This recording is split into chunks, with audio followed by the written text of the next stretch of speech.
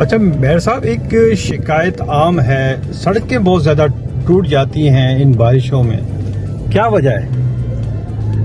وجہ ناقص مٹیریل بھی ہو سکتا ہے. وجہ یہ ہے کہ پراپر ڈرینیج کا یا سیوریج کا نظام نہیں کیا جاتا اس سڑک کو بنانے سے پہلے، کیونکہ پانی جو ہے وہ ڈامر کا دشمن ہے.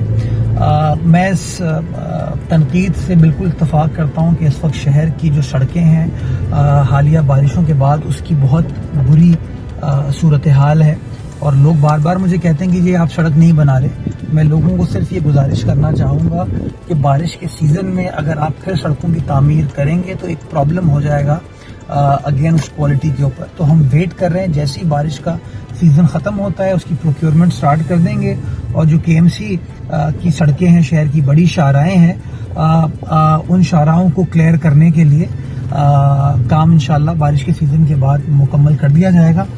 حیرت انگیز بات یہ ہے، یہ کوئنسیڈنس یہ ہے کہ جب آپ نے مجھ سے سوال پوچھا تو ہم ایک ایسی سڑک سے گزر رہے ہیں جو کہ ٹوٹی ہوئی ہے. آپ کے سامنے آپ کا کیمرہ یہ دکھا رہا ہوگا.